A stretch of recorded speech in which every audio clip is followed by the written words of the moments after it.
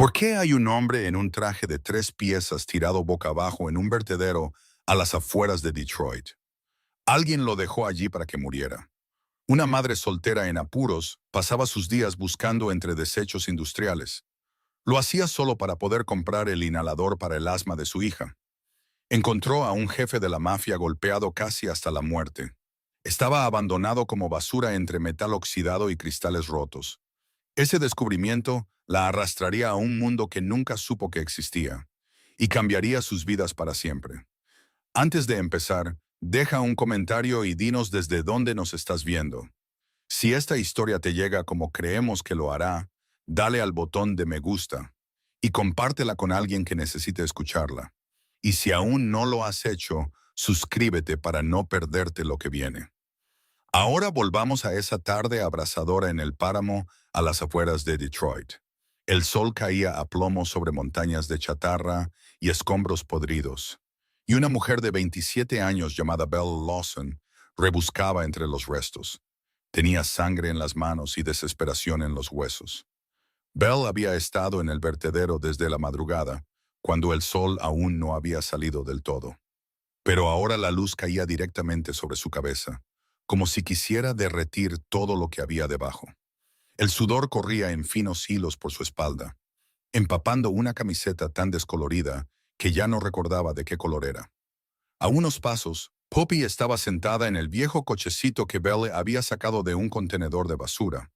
Lo encontró detrás del supermercado Walmart hacía 3 meses. La niña de 4 años llevaba una mascarilla de tela que su madre había cortado de una camisa vieja. Era para bloquear parte del hedor. Sus grandes ojos estaban fijos en su madre mientras trabajaba, con una paciencia que ningún niño de esa edad debería tener que aprender. La noche anterior había sido un infierno. El ataque de asma de Poppy había comenzado a las 2 de la mañana. Su respiración sonaba como un silbido forzado a través de un tubo de metal. Belle la había cogido en brazos y corrido al baño. Abrió el agua caliente al máximo para que el vapor abriera sus vías respiratorias. Porque el inhalador de albuterol llevaba 3 días vacío. Se sentó en el suelo mohoso del baño durante 4 horas, abrazando a su hija. Escuchaba cada respiración como si pudiera ser la última. Contaba los minutos en su cabeza hasta que finalmente amaneció. $30. Eso era todo lo que necesitaba para comprar un nuevo inhalador en la farmacia. Pero $30 aquí era un lujo tan grande como 30,000 en cualquier otro lugar. Belle no tenía seguro médico, ni familia, ni nadie que llamara para preguntar cómo había pasado el día. Su madre había muerto de cáncer de pulmón cuando ella tenía 19 años. Y su padre había desaparecido con una botella de whisky barato antes de que ella aprendiera a leer. El hombre que la había dejado embarazada de Poppy se fue en cuanto vio que la prueba de embarazo marcaba 2 líneas, y no había vuelto a oír su voz desde entonces. Todo lo que tenía era un remolque con goteras en el borde de un vertedero industrial a las afueras de Detroit, una hija de 4 años con asma crónica y las manos llenas de cortes. Se los hacía clasificando chatarra todos los días solo para vender lo suficiente por unos pocos dólares. Se agachó y apartó una pesada lámina de hojalata oxidada. Quería ver si había algo de valor debajo. Y en el instante en que la lámina se volcó, lo vio. La mano de un hombre sobresalía del montón.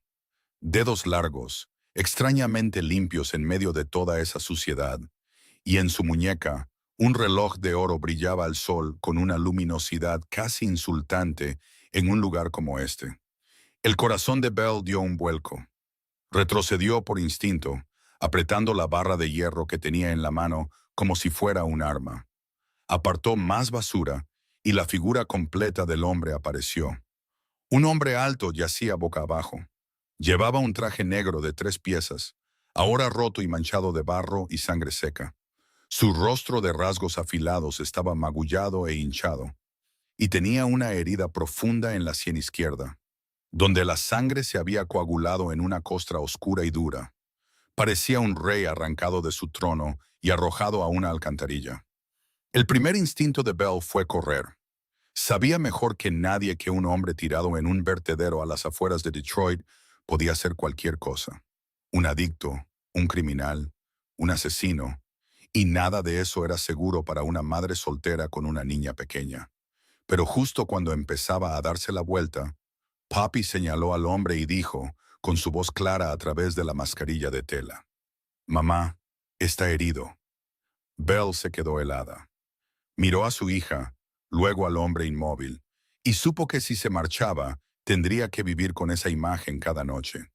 Cuando miró a los ojos de Poppy, se arrodilló junto a él. Presionó 2 dedos en su cuello para buscar el pulso y lo encontró. Débil, pero ahí estaba, todavía luchando, todavía negándose a rendirse. La mirada de Belle recorrió el vertedero, barriendo el horizonte que conocía demasiado bien. El lugar donde los compradores ilegales de chatarra trabajaban cada tarde. Y si veían el reloj en la muñeca de este hombre, no solo se lo quitarían, lo rematarían para que no hubiera testigos. Ya lo habían hecho con otros antes, y ella había visto las manchas de sangre en las piedras que nadie se molestaba en explicar. El sol seguía ardiendo como el fuego. Poppy la observaba, esperando. Y Belle tomó una decisión que sabía que lo cambiaría todo. Deslizó sus brazos bajo los hombros del hombre, apretó los dientes, lo sacó de la basura y empezó a arrastrar ese cuerpo, que pesaba el doble que ella, hacia el cochecito donde estaba Poppy. Cada paso era una batalla contra la gravedad y el agotamiento. Pero Belle Lawson llevaba mucho tiempo luchando contra cosas más grandes que ella. Belle encontró una vieja lona enrollada bajo una pila de palés de madera podridos. La extendió, luego hizo rodar al hombre sobre ella.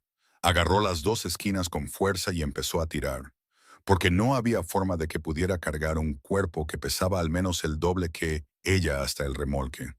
Poppy trotaba a su lado, sus pequeñas sandalias de plástico golpeando el suelo seco y agrietado. De vez en cuando se detenía a recoger un guijarro o un tapón de botella. Luego corría de nuevo tras su madre, como si fuera una tarde cualquiera en su pequeña vida. Belle no tomó el camino principal. Sabía que la banda de traficantes trabajaba en el solar vacío cerca de la salida del vertedero cada tarde. Y si la veían arrastrando a un hombre inconsciente con un reloj de oro, todo acabaría rápido, y acabaría mal para los tres. Eligió el atajo detrás de la fila de contenedores de transporte abandonados. Se deslizó por el hueco entre 2 alambres de espino que había cortado hacía tiempo. Lo hizo para las veces que necesitaba evitar problemas, y arrastró la lona sobre grava y piedras rotas, a través de charcos de agua negra que apestaban a químicos que no quería nombrar. Su hombro ardía por la fricción, la piel de sus palmas se despellejaba, pero no se detuvo porque el cielo se oscurecía, y las largas sombras del atardecer se extendían por el suelo como dedos que intentaban atraparlos. El hombre emitía un leve sonido cada vez que la lona golpeaba un bache o una roca afilada, y Belle se decía a sí misma que al menos el sonido significaba que seguía vivo. El silencio era lo que temía. Cuando finalmente lo arrastró hasta la puerta del remolque, sus brazos temblaban tanto que apenas podía abrir la cerradura. Apoyó la puerta con la rodilla, lo metió dentro, y con la poca fuerza que le quedaba, lo empujó sobre el único sofá del remolque. Un viejo sofá de flores, gastado y roto. El mismo sofá en el que dormía cada noche, porque la única cuna pequeña en la esquina era para Poppy. Se sentó en el suelo un momento, jadeando en busca de aire. Luego se levantó, le dijo a Poppy que se quedara en la cuna y corrió a llamar a la puerta del remolque de Odette. Odette abrió la puerta con una muleta bajo el brazo derecho. Le faltaba la pierna izquierda por debajo de la rodilla desde su servicio en Irak. Sus ojos se fijaron en Belle, llenos de preguntas, pero no habló hasta que Belle dijo: «Hay alguien muriendo en mi remolque, señora». Odette no preguntó nada más. Se dio la vuelta, entró y salió con una caja de hojalata gris que guardaba desde sus días en el ejército. Un botiquín de primeros auxilios de campo de batalla que la había acompañado en 2 despliegues en Oriente Medio. Agujas de sutura todavía selladas, gasa militar estéril, antiséptico de betadina y unas tijeras de tela afiladas como un cuchillo. Odette saltó junto a Belle de vuelta al remolque. Echó un vistazo al hombre en el sofá y sus ojos se entrecerraron, como se entrecierran los ojos de un viejo soldado cuando está evaluando una situación en medio de una pelea. Se sentó a su lado, puso la caja de hojalata en la mesa y se puso a trabajar con manos firmes que no temblaban ni a los 67 años. Cortó la tela pegada a la herida de su sien, limpió la sangre seca con betadina y comenzó a coser con puntadas pequeñas y uniformes. La clase de calma que solo alguien que ha cocido carne bajo el fuego de las balas puede tener. El hombre gimió y su cuerpo se sacudió cada vez que la aguja perforaba la piel, pero no se despertó. Odette observaba mientras trabajaba. Su mirada se detenía en la herida, se deslizaba sobre el rostro magullado, y sacudió la cabeza lentamente, diciéndole a Belle que esto no era un accidente. No era una caída, ni el impacto de un coche. Esto fue un golpe deliberado con un objeto duro. Alguien le había golpeado directamente en la sien con la intención de matar, no de advertir. Luego levantó su muñeca, la giró y señaló un pequeño tatuaje en el interior. Una marca fina e intrincada que la mayoría de la gente no notaría. Pero Odette había visto lo suficiente en las zonas duras de Detroit para saber exactamente a qué mundo pertenecía. Miró a Bella a los ojos y dijo con una voz baja y firme: «Chica, este no es un hombre trabajador. Mírale las manos, sin callos. Mira esa marca. Es de un criminal. Estás metiendo a un lobo en tu casa. No lo digo para asustarte. Lo digo para que sepas lo que estás haciendo». Belle tragó saliva. Sabía que Odette tenía razón.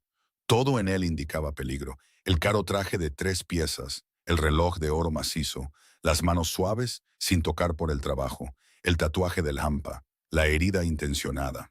Todo gritaba que debía arrastrarlo de vuelta afuera y fingir que nunca lo había visto. Pero justo cuando abrió la boca para responder a Odette, miró hacia la esquina del remolque. Vio que Poppy se había salido de la cuna sin que nadie se diera cuenta. Estaba sentada al final del sofá, presionando un paño húmedo en la frente del extraño con sus pequeñas manos. Ofrecía una ternura que solo un niño puede dar sin necesidad de una razón. Poppy miró a su madre y dijo: «Está muy caliente, mamá. Lo estoy enfriando». Belle se quedó allí, mirando a su hija, una niña de 4 años con asma grave y sin seguro, viviendo en un remolque con goteras al borde de un vertedero, y aún así, con suficiente amor para cuidar de un extraño. Y Belle comprendió que si echaba a este hombre, no solo lo estaría matando a él, también estaría matando algo dentro de Poppy. Lo mismo que Belle había luchado por proteger a toda costa durante 4 años. Se volvió hacia Odette y dijo: «Lo sé, señora, pero no puedo». Odette la miró fijamente durante un largo rato, luego soltó un suspiro, asintió una vez, y volvió a terminar la última puntada en la frente del hombre. Y ambas sabían que podría ser el mayor error que jamás cometerían, o lo más correcto que jamás harían.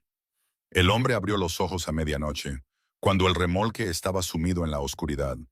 Solo un resplandor amarillo y fangoso de la farola de la calle se colaba por la rendija de la cortina de la ventana. Y su primera reacción no fue el pánico. Fue barrer con la mirada el espacio y evaluarlo.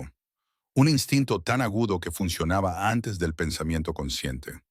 Como si su cuerpo hubiera sido programado para controlar cada situación antes de que su mente siquiera se diera cuenta.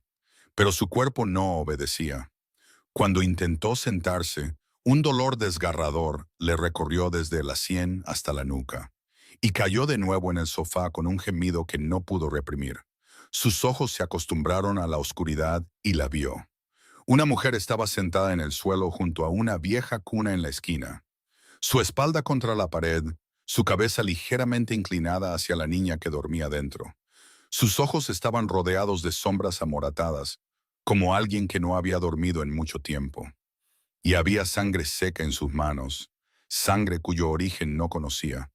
Pero algo en su interior le decía que era suya. Abrió la boca y su voz salió áspera como papel de lija sobre piedra. «¿Dónde estoy?». La mujer no se giró para mirarlo. Se quedó donde estaba, con los ojos fijos en la respiración de la niña, y respondió con una voz plana, sin emoción extra: «En mi remolque, al borde de un vertedero industrial a las afueras de Detroit. Y me debes una explicación de por qué tuve que arrastrar un cuerpo que pesa el doble que yo media milla para traerte aquí. Quiso responder, pero cuando buscó en su mente, solo encontró un muro negro, sin nombre, sin rostro, sin dirección, sin memoria. Nada más que un vasto vacío helado en el que había caído como en un pozo sin fondo. No podía recordar quién era, no podía recordar por qué estaba aquí, no podía recordar quién lo había golpeado. Y esa sensación era 100 veces más aterradora que el dolor en su cabeza, porque al menos el dolor le decía que estaba vivo, pero el vacío en su memoria ni siquiera podía decirle qué era. Su mano se levantó sin pensar para frotarse la frente. Su muñeca rozó su cara, sus dedos tocaron el reloj de oro que todavía llevaba puesto. Y cuando lo giró, la luz de la farola le dio lo suficiente para leer el pequeño grabado en la parte posterior. TGG, Rey de Nada.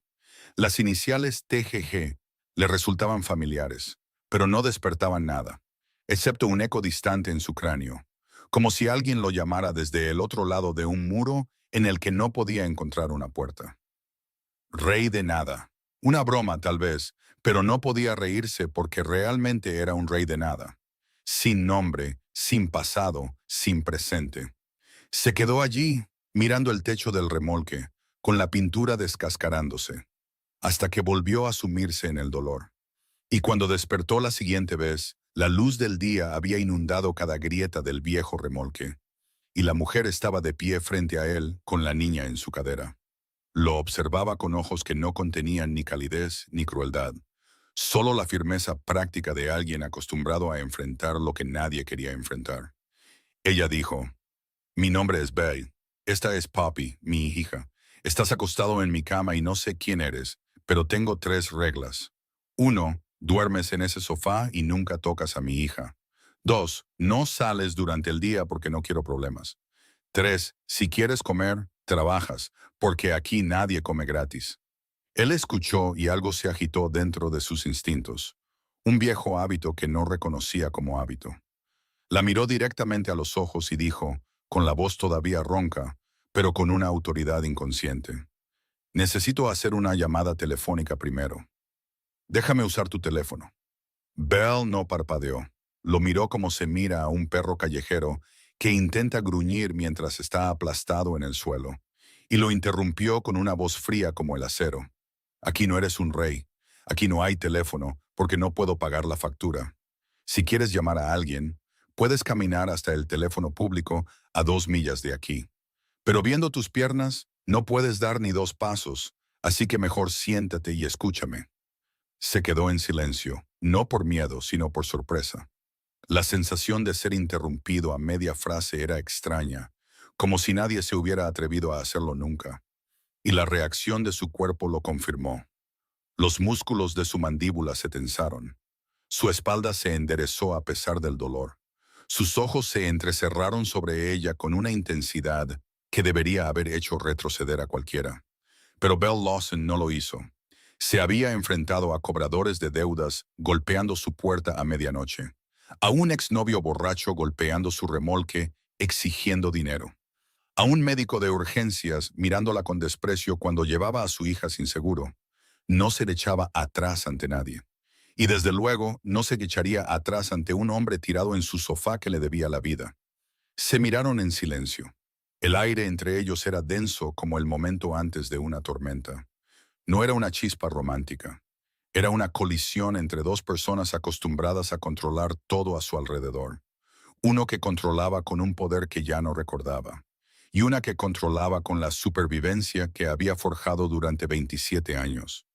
Poppy rompió la tensión saludándolo con la mano desde la cadera de su madre y diciendo con una voz brillante e inocente, «¿Ya no te duele, señor? Dormiste mucho». Y por primera vez desde que había abierto los ojos en este remolque, el hombre sin nombre sintió algo más suave que la supervivencia rozar su pecho, aunque todavía no sabía cómo llamarlo. El primer día, Bell lo llevó al vertedero a trabajar. Todo se convirtió en un desastre, porque las manos del hombre eran suaves como las de un niño, manos que nunca habían tocado nada más áspero que la superficie de un escritorio de madera pulida. Y en la primera media hora se había cortado 3 veces con los bordes afilados de la hoja lata. La sangre corría por sus dedos y goteaba sobre el montón de chatarra que intentaba clasificar bajo las instrucciones de Bell. Ella le enseñó a distinguir el cobre del aluminio, cómo pelar el cable eléctrico para obtener el núcleo de cobre del interior, cómo reconocer lo que se podía vender y lo que había que tirar. Y él le escuchaba con una concentración feroz, pero sus manos eran tan torpes que Bell tuvo que apartar la vista para no suspirar en su cara. Poppy era la que corría a rescatarlo cada vez que se hacía daño. Buscaba en su pequeña mochila para sacar un rollo de cinta adhesiva y unas cuantas tiritas que Belle siempre guardaba para ella. Se las pegaba en los dedos, las presionaba con su pequeña palma y decía con la voz familiar de una niña que había tenido que consolarse a sí misma demasiadas veces: «No pasa nada, señor. Mamá se hace daño todo el tiempo. Mamá se hace daño más que tú». Eso le hizo mirar las manos de Belle mientras trabajaban rápido, pelando cables. Y por primera vez las vio de verdad. Dedos delgados surcados de cicatrices, viejas y nuevas, superpuestas. Uñas cortadas al ras, parches de piel rosada y tierna, aún sin curar junto a callos duros como la piedra. Y sintió vergüenza, aguda y clara, atravesando el muro de su amnesia. Aunque no entendía cómo un hombre que no recordaba quién era podía sentir vergüenza ante las manos de una mujer extraña, pero solo bajó la cabeza y siguió trabajando sin decir una palabra. Por la tarde, Bell le dio el trabajo de arreglar la gotera en el techo del remolque, porque cada noche el agua goteaba en el suelo, y él subió con un viejo martillo y unas cuantas láminas de hojalata para parchear. Lo extraño fue que cuando miró el daño, su cabeza comenzó a calcular por sí sola. La pendiente, el punto de drenaje, dónde colocar el parche para el mejor efecto, como si una parte de su cerebro funcionara por separado y no necesitara memoria. Selló la gotera, luego reemplazó la bisagra rota de la puerta. Arregló la tubería que goteaba bajo el fregadero con movimientos tan precisos que Odette se quedó en la puerta observando. Luego sacudió la cabeza y le dijo a Bell: «Este arregla las cosas como un ingeniero, pero sostiene un martillo como si fuera la primera vez que toca uno. Lo que significa que su cabeza sabe, pero sus manos nunca han tenido que hacerlo. Y un hombre así es un profesor o un jefe, no un obrero». Bell no comentó nada, pero tomó nota, añadiendo otra pieza al rompecabezas del hombre acostado en su sofá que todavía no podía armar. De todo lo que la sorprendió, lo que más sorprendió a Bell fue Poppy, una niña que normalmente era tímida con los extraños, una niña que se aferraba a la pierna de su madre cada vez que iban a la clínica comunitaria y se negaba a mirar a nadie. Y sin embargo, no le tenía miedo a este hombre en absoluto. Poppy se subía al sofá y se sentaba a su lado como si él hubiera estado allí desde antes de que ella naciera. Le contaba historias incoherentes sin principio ni fin, sobre el gato callejero del vertedero, sobre una nube con forma de elefante que había visto el día anterior. Le hacía dibujar con un lápiz sin punta en la parte de atrás de un viejo folleto. Luego le enseñó los nombres de las mariposas que había leído en un libro viejo que encontró en la basura. Mariposa monarca, mariposa azul, mariposa amarillo limón. Él la escuchaba con una extraña y constante paciencia. Y cuando ella le dijo que dibujara una mariposa, él cogió el lápiz y su mano se movió sobre el papel con líneas suaves y naturales, sin esfuerzo, como si no necesitara pensar. Las alas aparecieron tan vívidas que Poppy chilló y aplaudió. Luego le dijo: «Dibuja a Poppy». Y él la estudió durante un largo momento antes de empezar a esbozar. Los ojos redondos, el desorden de pelo rizado, la enorme sonrisa.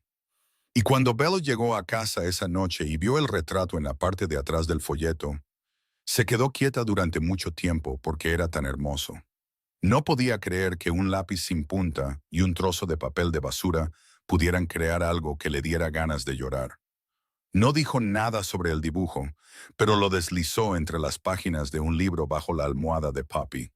Por la noche, cuando Belle caminaba 20 minutos hasta el pequeño restaurante donde lavaba platos por un sueldo, él se quedaba a cuidar de Poppy. Y fue la primera vez en la parte de su vida que podía recordar, aunque solo fueran unos pocos días, que tenía la responsabilidad total de una niña. Poppy se quedaba despierta esperando a su madre y él no sabía qué más hacer que sentarse junto a la cuna como había visto hacer a Belle cada noche. Le contaba historias que inventaba en el momento porque no tenía recuerdos que contar. Y Poppy escuchaba con los ojos muy abiertos, que poco a poco se volvían pesados hasta que finalmente se cerraron. Y su pequeña mano se enroscó alrededor de su dedo mientras dormía. Se quedó allí, con miedo de moverse, con miedo de despertarla. Y en la oscuridad del remolque destartalado, sintió algo más pesado que la responsabilidad presionando su pecho. Algo que sospechaba que su vida anterior, fuera cual fuera, había echado de menos durante mucho tiempo. Esa noche, Belle llegó a casa más tarde de lo habitual porque el restaurante había estado lleno, y el dueño la hizo lavar 2 tandas más de ollas antes de poder irse. Así que caminó por la familiar carretera sin luz desde el restaurante hasta el parque de remolques, con las piernas doloridas hasta los huesos y las manos arrugadas por estar 5 horas seguidas en agua jabonosa, pensando solo en ver a Poppy y luego desplomarse en el suelo para dormir unas horas antes del amanecer. Pero cuando llegó, el remolque estaba a oscuras y la puerta abierta. La cuna estaba vacía, el sofá estaba vacío, y su corazón se le cayó al estómago como una piedra. Corrió al remolque de Odette. Odette dijo que Poppy había tenido un ataque de asma hacía una hora y que él la había cogido y había salido corriendo. Y Odette no había podido detenerlo. Belle exigió saber a dónde y Odette dijo que hacia la clínica comunitaria. Belle corrió. No solo caminó rápido, corrió. Y en algún punto del camino, sus chanclas salieron volando de sus pies. Pero no se detuvo a recogerlas.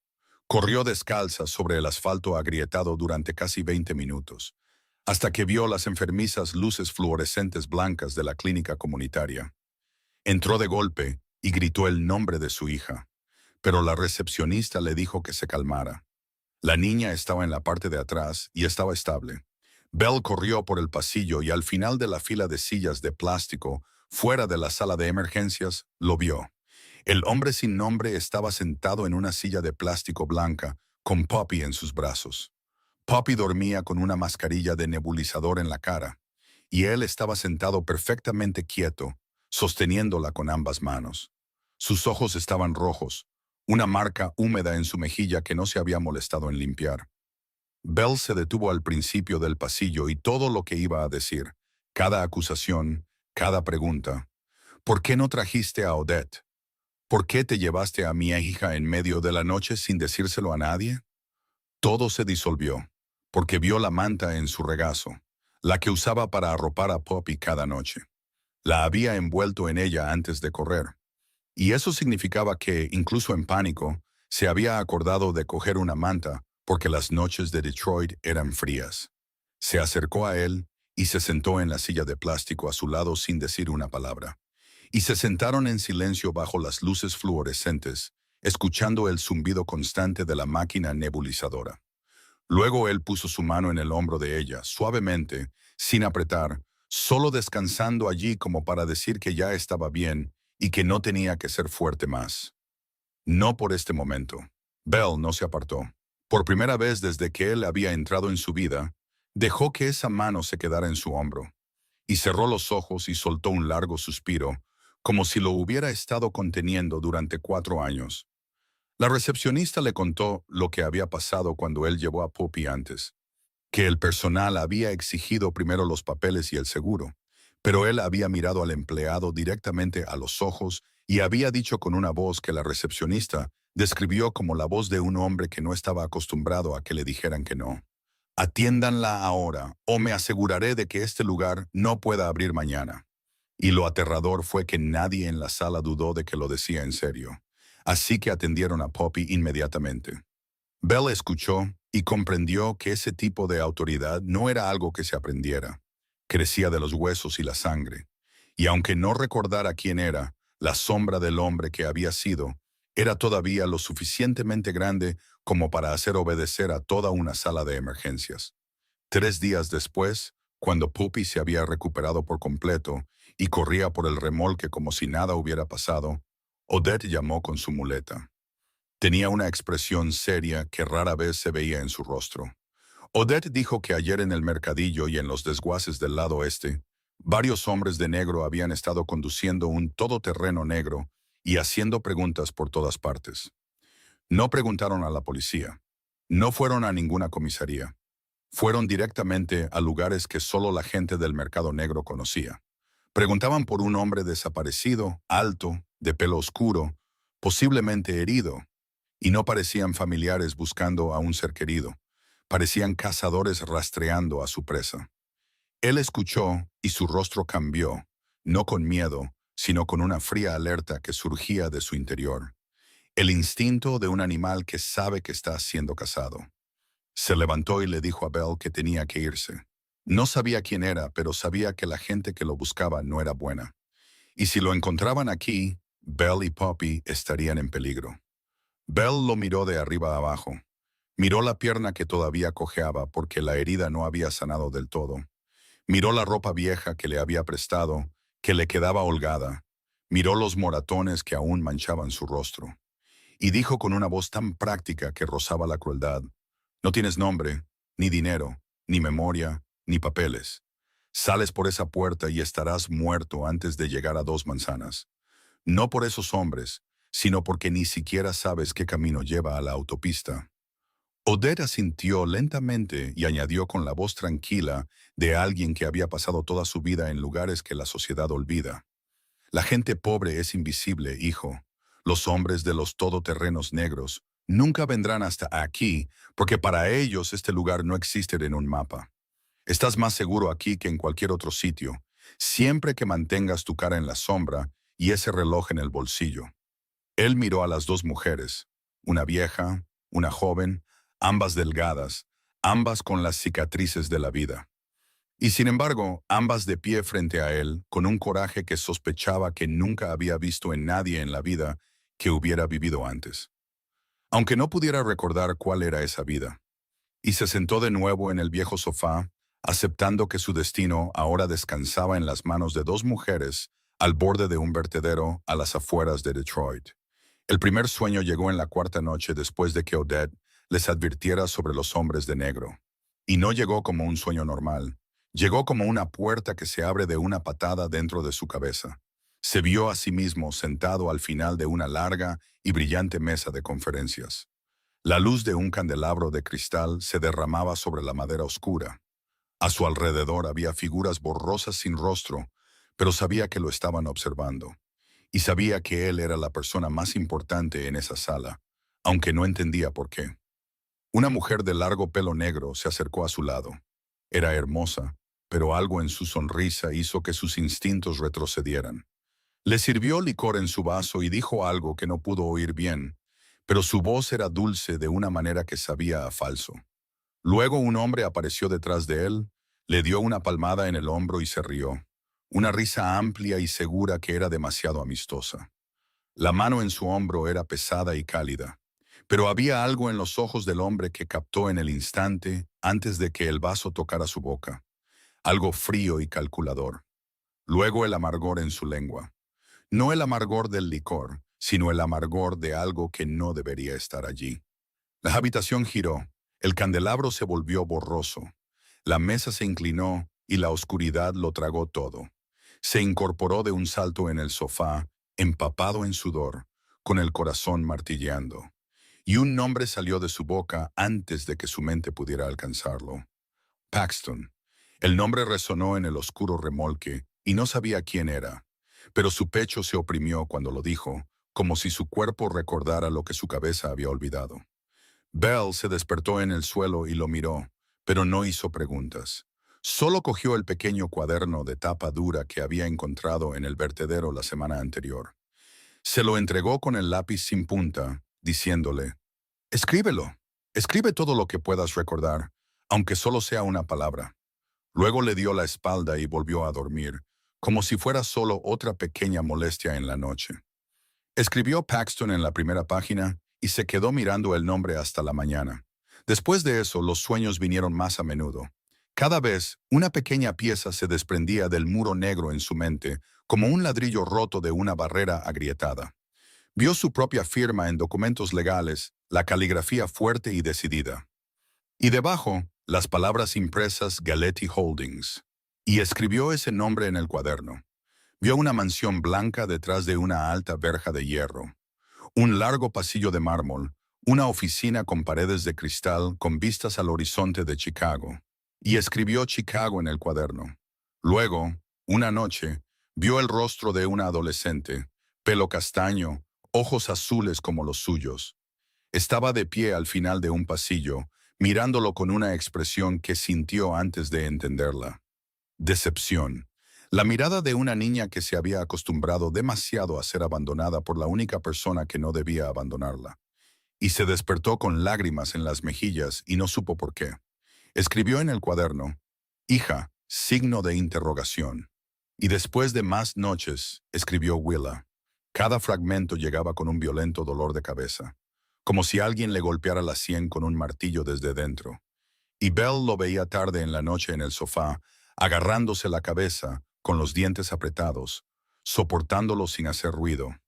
Pero no preguntaba, porque entendía que había tipos de dolor que las preguntas no podían arreglar. Luego, una noche, una tormenta azotó Detroit sin previo aviso.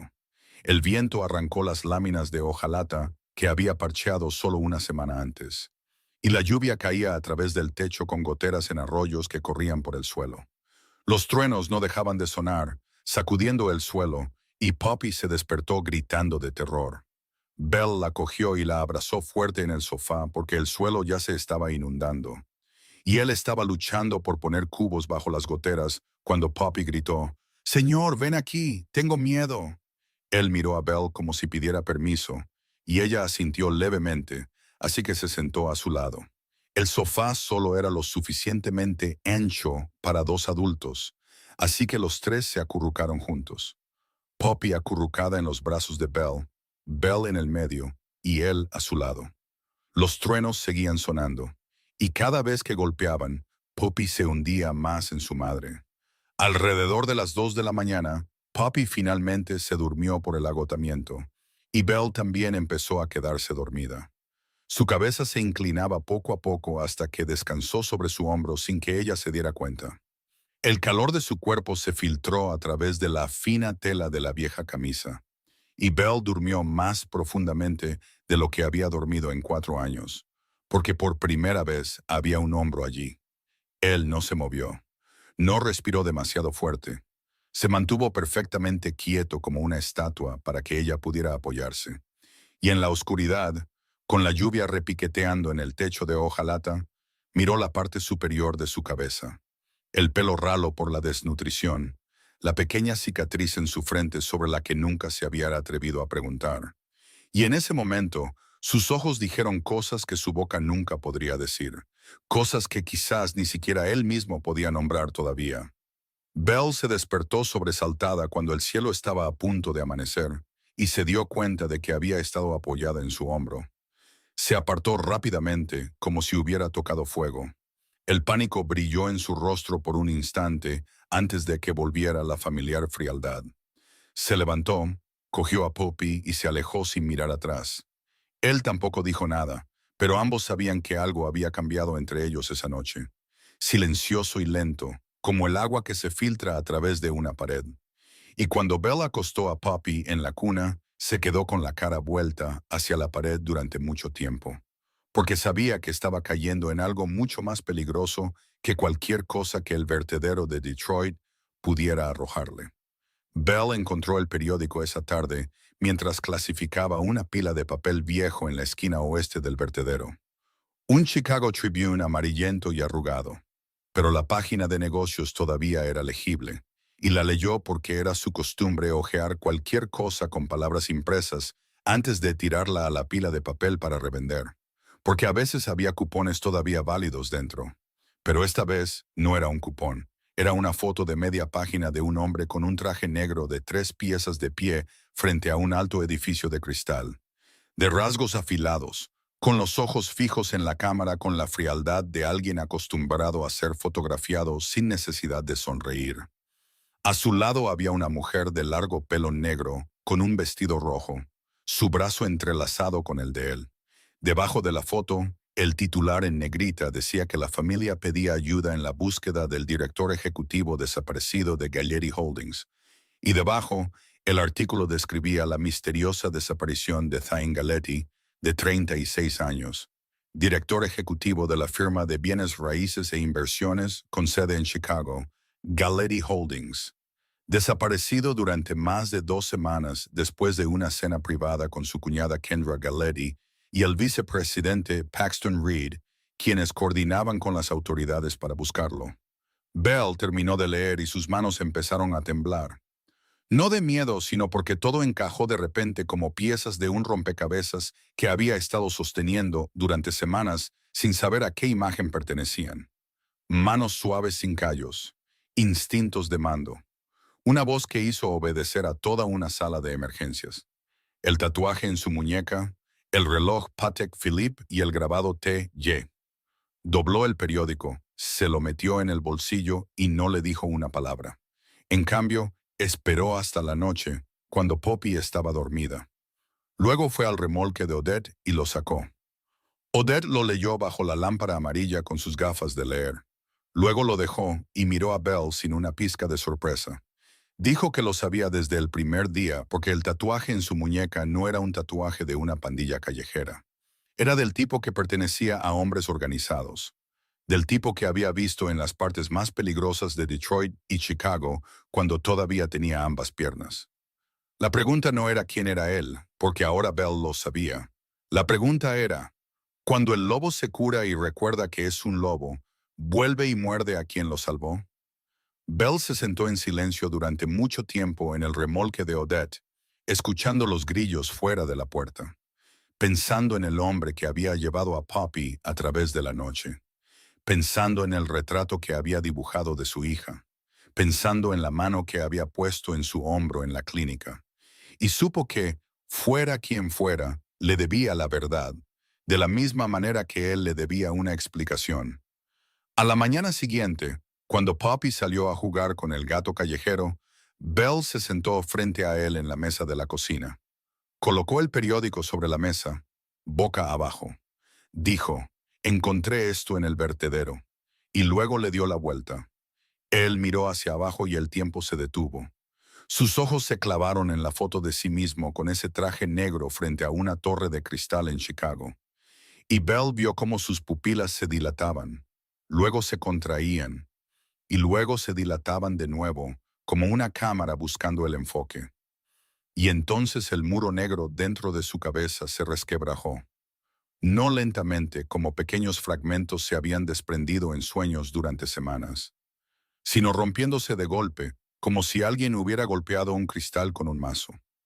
Recordó, lo recordó todo. Recordó la larga mesa de conferencias, pero ahora recordaba cada rostro a su alrededor. Recordó a Kendra como su cuñada, la mujer de pelo negro que había servido la bebida esa noche.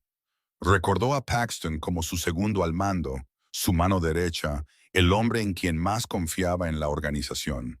Recordó el sabor amargo porque Paxton había puesto algo en su vaso. Recordó caer de la silla, ser arrastrado, ser golpeado, ser metido en un maletero, la oscuridad. Recordó el rostro de Kendra, pálido de terror en las sombras, paralizada por las amenazas de Paxton mientras ordenaba a sus hombres que se llevaran a Thane, afirmando que solo lo estaban destituyendo de la junta en lugar de dejarlo por muerto. Recordó a esos dos apoderándose de su empresa, de su organización, de todo lo que había construido, y recordó a Willa, su hija, en sus manos, sin saber que su padre había sido traicionado por su propia familia. Se quedó inmóvil durante tanto tiempo que Bell pensó que había vuelto a caer en el vacío. Pero entonces él levantó la vista y ella vio a un hombre completamente diferente mirándola desde esos ojos. Cuando habló no era la voz ronca y frágil del amnésico que había estado acostado en su sofá. Era baja y fría, cada sílaba controlada, como si cada palabra fuera una bala cargándose en una recámara. Recuerdo, sé quién soy Thane Galletti y sé quién me hizo esto. Bell se reclinó en su silla. Solo un pequeño movimiento, pero suficiente para decirle que su cuerpo reaccionó antes de que su mente pudiera alcanzarlo. Y tuvo miedo. por primera vez, verdaderamente asustada de este hombre. No asustada de que la golpeara o hiciera daño a Poppy, sino asustada del frío absoluto que había caído sobre su rostro en un instante. Asustada de cómo los ojos que habían mirado el retrato de Poppy con tanta ternura se habían convertido en dos huecos negros sin fondo. Asustada porque se dio cuenta de que el hombre que arreglaba tuberías y le contaba cuentos a su hija había desaparecido justo delante de ella, y el que estaba sentado frente a ella ahora era otra persona. Alguien a quien el periódico llamaba director ejecutivo, pero Odette llamaba Lobo, y Belle estaba empezando a entender por qué. Thane había planeado regresar a Chicago la misma noche en que su memoria volvió a su sitio. Su mente ya estaba trazando cada paso. Primero, contactar a su gente, luego reunir pruebas, y después apretar a Paxton y Kendra en un solo movimiento limpio. Pero la vida no le permitió seguir su plan, porque 2 días después de que la verdad saliera a la luz, Odette se cayó. Se cayó justo en los escalones de su remolque. Su muleta resbaló en una tabla podrida que había querido arreglar, pero no había tenido tiempo. Y todo su cuerpo cayó con un sonido seco y crujiente que Belle oyó desde el otro lado del solar vacío. Y supo al instante que era un hueso porque había oído ese sonido una vez, cuando su madre se cayó de la cama del hospital el año en que Belle cumplió 18. La ambulancia llegó 40 minutos más tarde porque este era el tipo de lugar periférico donde todo llegaba tarde, incluso la esperanza. Y llevaron a Odette al hospital público, donde el médico dijo que tenía la cadera fracturada y necesitaba una cirugía de reemplazo. El coste ascendía a decenas de miles de dólares. Y su seguro de veteranos solo cubriría una pequeña parte, porque había superado el límite de edad para ese paquete de cirugía. Y el resto era un número que Belle miraba como si fuera un acantilado. Se quedó en el pasillo del hospital con Poppy en brazos, sin llorar porque había olvidado cómo llorar hacía mucho tiempo. Pero sus ojos estaban vacíos de una manera que Thane reconoció como peor que las lágrimas. La mirada de alguien que estaba agotado hasta la médula. Habló más al aire que a él, diciendo que Odette era la única que cuidaba de Poppy cuando ella iba a trabajar. Si Odette no se operaba, quedaría postrada en cama. Si quedaba postrada en cama, Belle perdería la guardería. Si perdía la guardería, no podría trabajar. Si no podía trabajar, todo se derrumbaría. Su voz se mantuvo plana, como si estuviera leyendo una sentencia que había memorizado años atrás. Thane escuchó sin hablar, su mirada bajó a su muñeca, donde el Patek Philippe todavía estaba. Un reloj que valía cientos de miles. Lo último que lo ataba a Thane Galletti, el capo de Chicago. La única prueba de quién era más allá del pequeño cuaderno lleno de fragmentos de memoria. Se lo desabrochó sin decir una palabra. Salió del hospital, preguntó por la casa de empeños más cercana, y pasó 2 horas caminando bajo el sol de Detroit hasta una pequeña tienda en la avenida Michigan. Allí, el dueño examinó el reloj con una lupa y luego lo miró con sospecha. Thane sabía que el reloj valía más que toda esa miserable casa de empeños junta. Pero no tenía papeles, ni tiempo, ni opciones. Así que aceptó un precio muy por debajo de su valor real, pero suficiente para cubrir la cirugía de Odette. Volvió al hospital, puso un grueso fajo de billetes en el mostrador de recepción y dijo, «Opérenla ahora». Luego volvió al remolque con la muñeca vacía, que se sentía más ligera y el pecho más pesado, porque acababa de vender lo último que pertenecía a la antigua versión de sí mismo. Cuando regresó, Belle estaba allí. Ya lo sabía porque el hospital había llamado para decir que alguien había pagado. Miró su muñeca desnuda, luego a sus ojos, y no dijo gracias, porque entendía que esas 2 palabras no eran lo suficientemente grandes para contener lo que acababa de hacer. En su lugar, fue a la cocina y preparó la mejor comida que pudo con lo que había en los armarios. Huevos fritos con cebolla y patatas, arroz blanco en una olla de aluminio abollada, y una lata de frijoles negros que había estado guardando para la próxima semana, pero que abrió de todos modos. Puso la porción más grande delante de él, las mejores partes, los trozos más grandes. La forma en que la gente muestra gratitud en lugares donde las palabras son un lujo, pero la comida lo es todo. Thane comió en silencio, y cada bocado era más lento que el anterior, porque estaba probando algo que ninguna cena con estrellas Michelin en Chicago le había dado jamás. El sabor de una comida cocinada por alguien que lo había puesto por delante de sí misma. Y en ese silencio, se dio cuenta de que esta era la mejor comida de su vida. Aunque solo fueran huevos fritos y frijoles negros dentro de un remolque con goteras al borde de un vertedero. Tenía la intención de irse esa noche. Su plan ya estaba organizado en su mente paso a paso. Pero cuando Belle fue a su turno de noche para lavar platos, y él se quedó a cuidar de Poppy, la niña tuvo una fiebre leve. Se quedó en la cuna quejándose, negándose a dormir hasta que él la cogió y le contó un cuento. Ni siquiera sabía lo que estaba diciendo. Quizás lo estaba inventando porque su memoria había vuelto, pero no tenía cuentos de hadas dentro. Pero Poppy escuchó, con los ojos abiertos, luego pesados, y finalmente cerrándose. Su pequeña mano se enroscó alrededor de su dedo. Y con una voz somnolienta que Belle oyó en el momento en que llegó a la puerta del remolque, Poppy dijo, «Buenas noches, papá». Belle se quedó afuera con las manos todavía mojadas de jabón del restaurante. Y oyó a su hija llamar a ese hombre papá por primera vez en la vida de Poppy, y tuvo que agarrarse al marco de la puerta porque sus rodillas se debilitaron. Thane se sentó junto a la cuna mirando a la niña dormida, y supo que no podía irse esa noche. No podía irse mañana. Unos días más se convirtieron en una semana, luego en dos, y en ese tiempo se convirtió en el hombre al que Poppy corría a buscar cada mañana, aquel por el que preguntaba cada vez que no lo veía.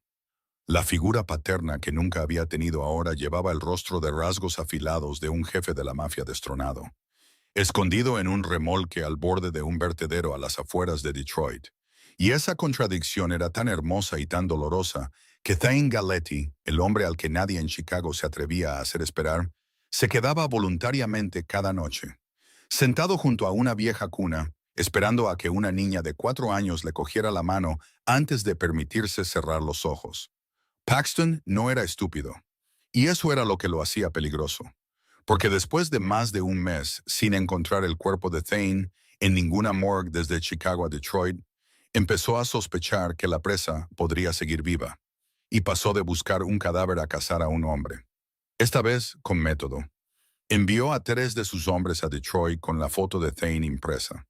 La pegaron en cada casa de empeños, cada bar de mala muerte, cada desguace en un radio de 20 millas del área donde había ordenado que se arrojara el cuerpo esa noche. Y fue el Patek Philippe lo que traicionó a Thane. Porque el dueño de la casa de empeños de la avenida Michigan, el mismo hombre que había mirado el reloj a través de una lupa una semana antes, echó un vistazo a la foto que los hombres de Paxton le mostraron y asintió de inmediato. Nadie olvidaba la cara de un hombre que entraba con un Patek Philippe en una casa de empeños barata a las afueras de Detroit. El dueño señaló hacia el oeste y dijo que el hombre había vuelto hacia el parque de remolques cerca del vertedero industrial. Belle salió del trabajo antes de lo habitual esa tarde porque el restaurante había cerrado temprano después de que reventara una tubería de agua, y caminaba a casa con Poppy cuando vio un todoterreno negro aparcado a la entrada del camino de tierra que llevaba al parque de remolques. 2 hombres con chaquetas negras estaban allí hablando con el vecino de 3 remolques más abajo del suyo. El instinto de supervivencia que había perfeccionado durante 27 años se activó.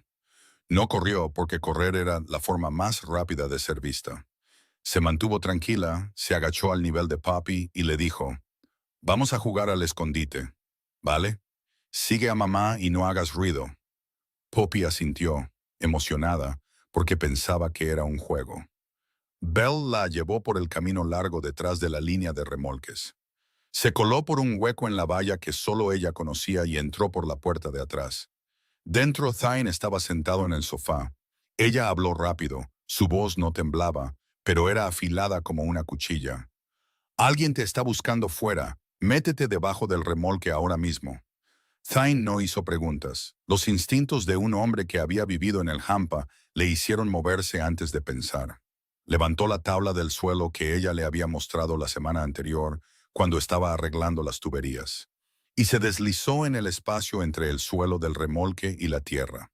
Apretado, oscuro como la boca de un lobo, apestando a tierra húmeda y ratas, pero suficiente para que un hombre se tumbara. Bell volvió a colocar la tabla, puso la vieja alfombra sobre ella, levantó a Poppy en su cadera y se sentó en el sofá. Respiró hondo y esperó. Los golpes en la puerta llegaron 5 minutos después. 3 golpes secos, no del tipo que usa un vecino para pedir azúcar, del tipo que usa alguien que espera que la puerta se abra. Bell abrió con Poppy en la cadera y miró a los dos hombres con la expresión cansada y ligeramente irritada de una madre soltera a la que molestan a media tarde. Uno de ellos sostenía la foto de Thine y preguntó si había visto a ese hombre. Bell miró la foto, el hombre del traje negro frente a un edificio de cristal, y soltó una risa corta, la risa de alguien acostumbrado a ser subestimado. Ese tipo parece de Wall Street. ¿Qué crees que estaría haciendo por aquí? Aquí no hay más que ratas, cucarachas y remolques podridos. Búsquenlo en un club de campo o en un campo de golf. No aquí. Poppy miró a los hombres, luego escondió la cara en el cuello de su madre. Y uno de los hombres escaneó el pequeño y sucio remolque. Vio a la niña con una mascarilla de tela, a la mujer delgada con las manos llenas de cicatrices, y claramente decidió que no había ninguna razón para que Thane Galetti apareciera en este infierno. Así que asintieron y se fueron. Debajo del remolque, Thane yacía en la oscuridad y lo oyó todo a través del fino suelo de madera. Oyó la voz de Bell, tranquila hasta el punto de ser fría. Oyó los pasos de los hombres. Oyó la puerta cerrarse. Y luego oyó el latido del corazón de Bell, rápido y fuerte, viajando a través de las tablas hasta la tierra, donde él yacía con la mejilla presionada contra el barro. Y supo que ella había tenido miedo. Miedo suficiente como para que su corazón quisiera salírsele del pecho. Pero su voz no había temblado ni un segundo. En ese momento, tumbado bajo un remolque que apestaba a ratas muertas en las afueras de Detroit, Thane Galetti se juró a sí mismo que no dejaría que nadie en este mundo tocara a esa mujer o a esa niña, aunque tuviera que reducir todo Chicago a cenizas. Esa noche, después de que Poppy se durmiera, Thane caminó hasta el teléfono público a 1,5 millas del parque de remolques y llamó a Joaquín Herrera. Por teléfono, su voz era la de Thane Galetti, el jefe, no la del hombre que dibujaba mariposas para una niña. Dio órdenes cortas. Prepara los papeles. Congela las cuentas. Reúne pruebas de las transacciones ilegales de Paxton. Volveré en 2 días. Al otro lado, Joaquín guardó silencio por un instante y luego dijo, «Sí, señor». La noche antes de irse, Thane se sentó en los escalones del remolque, mirando un cielo de Detroit sin estrellas, descolorido por las luces de las fábricas y la contaminación. Y Bell salió y se sentó a su lado, con suficiente distancia para no tocarse, pero lo suficientemente cerca para sentir el calor. Ella no lo miró. Miró a la oscuridad y preguntó con la voz plana bajo la cual él había aprendido a oír la emoción. ¿Cómo qué clase de hombre vas a volver? ¿El que arregla mis tuberías o el jefe al que toda la ciudad de Chicago teme? Thane quiso responder, pero no podía mentirle porque era la última persona en la tierra a la que quería mentir. Así que se quedó en silencio, y ese silencio fue la respuesta más honesta que tenía. Luego entró, se inclinó sobre Poppy y le besó la frente durante un largo rato, como si quisiera grabarse el olor de su pelo en los huesos, y deslizó un sobre con dinero bajo la almohada de Bell. El dinero que quedaba de la venta del reloj que había guardado para el viaje de vuelta a Chicago. Pero ahora encontraría otra manera. Se fue en la noche sin mirar atrás, porque sabía que si miraba atrás, no podría irse.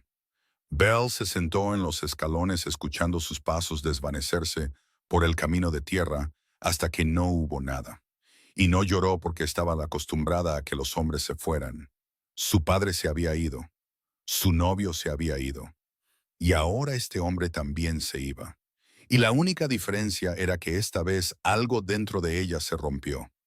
Algo que no sabía que todavía estaba entero hasta el momento en que se rompió. Thane llegó a Chicago al amanecer en un autobús Greyhound. Joaquín ya había comprado el billete para poder esperarlo en la estación. Durante 12 horas en ese autobús, Thane no durmió. Se sentó junto a la ventana y vio cómo América retrocedía. Los campos de Michigan daban paso a las fábricas de Indiana hasta que el horizonte de Chicago se alzó en la neblina matutina, como los dientes de acero de una bestia masiva. Y sintió que no volvía a casa. Volvía a un campo de batalla. Joaquín lo recibió en un pequeño hotel en las afueras de la ciudad. El viejo abogado casi no lo reconoció porque el Thane Galetti que conocía vestía trajes a medida y tenía la piel tan pálida que parecía que nunca había visto el sol. Pero el hombre que estaba frente a él ahora estaba bronceado, más delgado, con las manos marcadas por callos recientes. Llevaba vaqueros viejos y una camiseta descolorida. Sin embargo, sus ojos eran los mismos. Seguían siendo los ojos que nadie en Chicago se atrevía a sostener por más de 3 segundos. Joaquín había preparado todo según lo ordenado. Documentos de cuentas, pruebas de las transacciones ilegales de Paxton durante la desaparición de Thane, registros de transferencias y blanqueo a través de 3 empresas fantasma que Paxton había creado, y actas de la reunión de la Junta que Paxton había convocado para votarse a sí mismo como director ejecutivo interino. Thane leyó cada página con la fría calma de un hombre acostumbrado a leer una sentencia antes de ejecutarla. Se duchó, se afeitó, se puso el traje nuevo que Joaquín había comprado. Y cuando se miró en el espejo, vio a Thane Galetti devolviéndole la mirada. Pero algo era diferente. En los ojos del hombre en el espejo vivía la sombra de un remolque con goteras, las manos llenas de cicatrices de una mujer y la sonrisa de una niña de 4 años llamándolo papá. Entró en Galetti Holdings a las 10 de la mañana. El sol de Chicago golpeaba la fachada de cristal de la torre, y el guardia de seguridad del vestíbulo casi deja caer su radio cuando vio a Thane entrar por las puertas giratorias. Thane no se detuvo, no explicó. Fue directamente al ascensor y pulsó el último piso, donde estaban la sala de juntas principal y la oficina del director ejecutivo, donde Paxton estaba sentado ahora. Las puertas de la sala de juntas se abrieron y Thane entró. Mientras Paxton estaba sentado a la cabeza de la mesa en la silla que Thane había ocupado durante 12 años, con una copa de champán en la mano, y Kendra de pie a su lado con una copa también.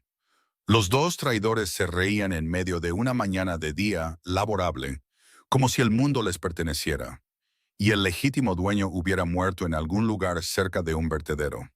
El silencio se apoderó de la sala como si alguien hubiera apagado el sonido en todo el edificio. Kendra lo vio primero, y su copa de champán se le escapó de los dedos, rompiéndose en el suelo de mármol. Pero nadie lo oyó porque el silencio era más fuerte que cualquier ruido. Su rostro se puso blanco, sus labios se movieron, pero no salió ningún sonido. Paxton se giró y su rostro pasó por 3 expresiones en 2 segundos. Sorpresa, luego miedo, y luego la sonrisa falsa que Thane había visto cada noche en esos sueños en el remolque. Se levantó con los brazos abiertos y dijo, «Thane, Dios mío, estás vivo. Te hemos estado buscando por todas partes». Thane no dijo nada.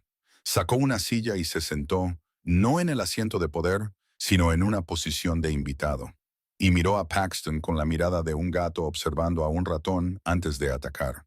Calmo, paciente y absolutamente despiadado, habló con una voz baja y lenta. «Veo que has estado calentando mi asiento, Paxton. Gracias». Luego sonrió y la sonrisa hizo que Kendra retrocediera porque no llegó a sus ojos. Thane no los acusó de inmediato.